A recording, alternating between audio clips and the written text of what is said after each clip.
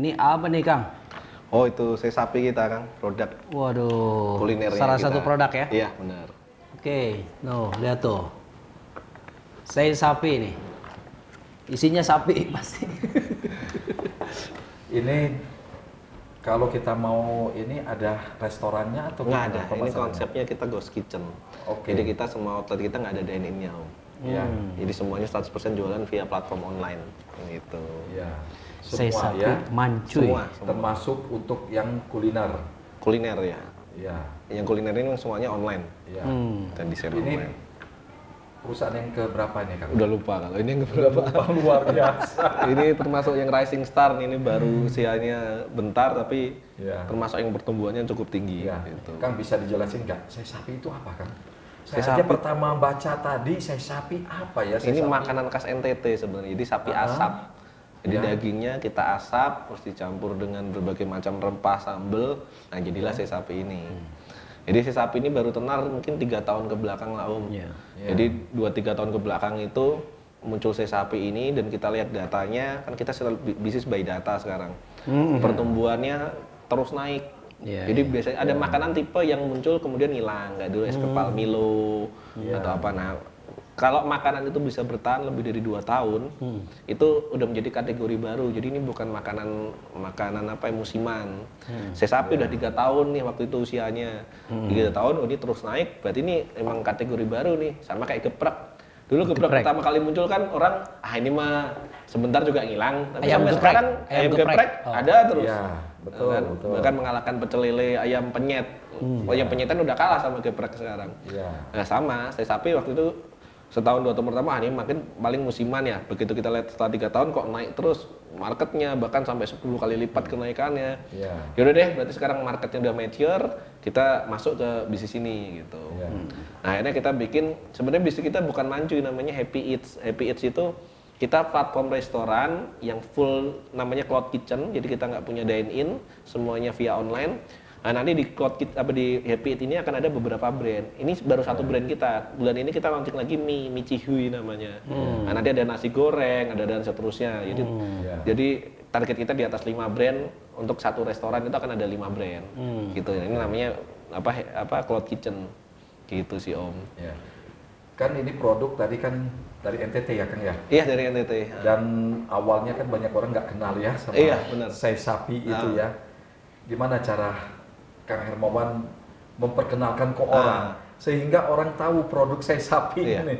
Sebenarnya kalau sekarang sudah pada kenal karena Iya. kita lihat data pencarian di aplikasi aja, orang ngetik kata sapi sehari itu 5.000 orang Om. Jadi trafficnya sudah rame, walaupun mungkin belum semua orang tahu ya, tapi trafficnya sudah rame. Nah sekarang akhirnya kalau kita bisnis mau cepat itu kita coba hindari bisnis yang kita harus mengedukasi pasar. Karena kalau misalnya kita tiba create makanan baru nih, es krim hangat misalnya, ini kita harus mengedukasi pasar nih, ini ada es krim yang hangat. Memang potensi kita berhasil, kalau begini berhasil kita akan jadi pionir yang pertama. Tapi ini 1 banding sekian nih.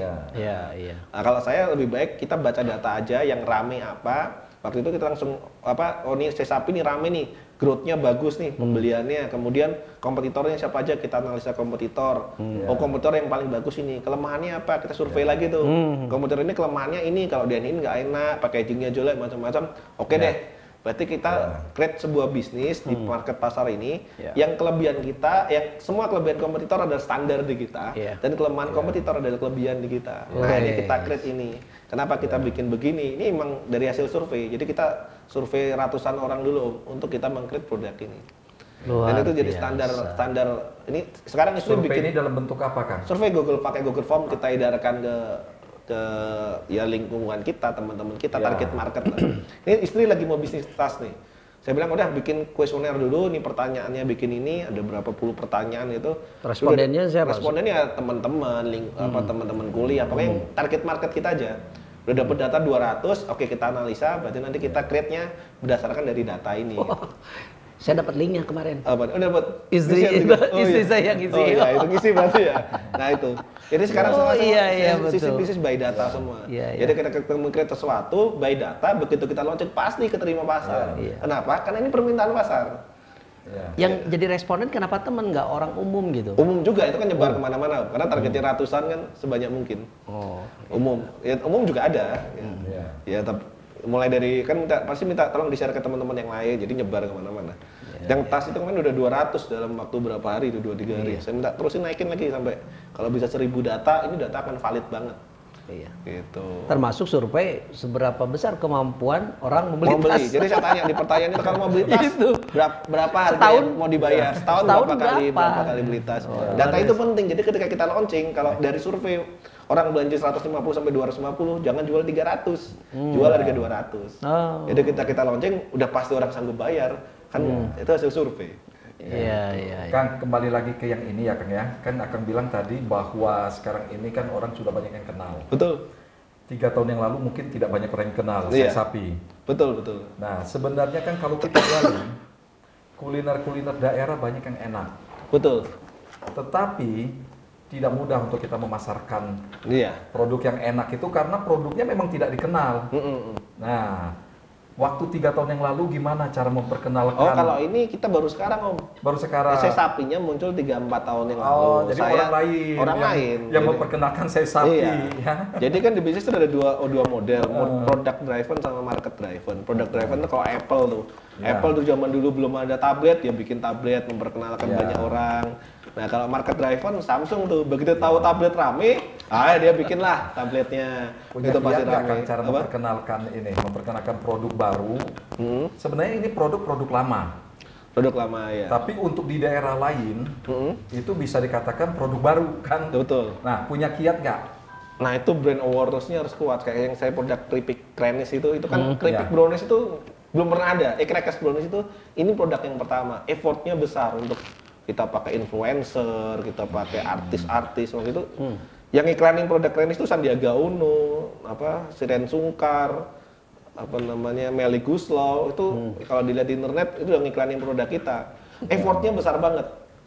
Mancu ini kita tidak ada biaya. Kita beriklan sampai sekarang cuma 400.000 sekali aja pakai influencer. Sampai sekarang kita nggak pernah ngiklan lagi pakai artis dan macam-macam. Kenapa? Karena memang marketnya sudah rame, trafficnya.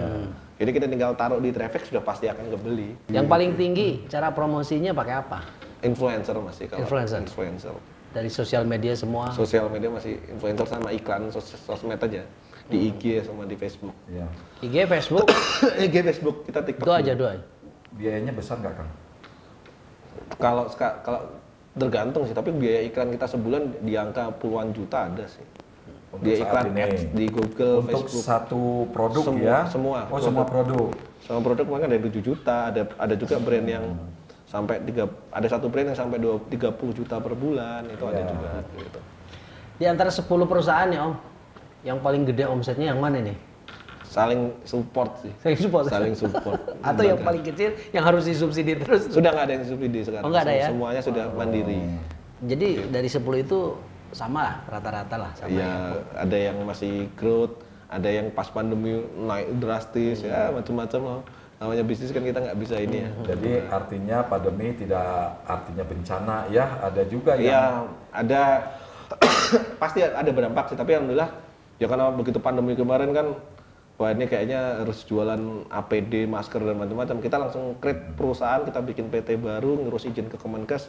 Kita jadi perusahaan penjual alat alkes kemarin. Oke. Kita distribusiin APD, kita distribusiin masker. Masih ya?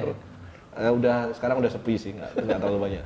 Ya itu 2021 lumayan itu create menghasilkan revenue yang lumayan. Itu sampai kita udah ngurus ke Kemenkes, bikin PT baru untuk masuk ke sana. Ya dari situ alhamdulillah bisa nutupin yang lagi drop gitu. Kang, kalau ini kiat berpromosi lewat medsos kan? Jujur aja saya kurang paham itu Om. Nggak paham. Jadi ya kita kan ada tim, jadi saya nggak pingin jadi pengusaha yang pintar sebenarnya. Kalau saya jadi pengusaha yang pintar semuanya saya ngurusin, Ya, malah hasilnya nggak akan capek, maksimal. Jadi saya fokus ke core kompeten saya adalah manage team dan manage team, negosiasi sama ngedevelop people. Ya. Ya udah, saya fokusnya ke 3 hal ini. Yang paling efektif di medsos apa? Yang kalau menurut Tergantung Kang sih, Hermawan? tergantung ada yang Instagram, ada yang Facebook. Heeh. Cuma saya nggak tahu detailnya ya karena Tapi emang semuanya dianggap itu efektif ya? efektif, sosmed efektif. Ya. Tapi kalau saya karena saya orangnya suka ya ya kebetulan kalau karyawan di kita tuh kan loyal ya. Ada turnover di kita termasuk kecil banget turnover di kita.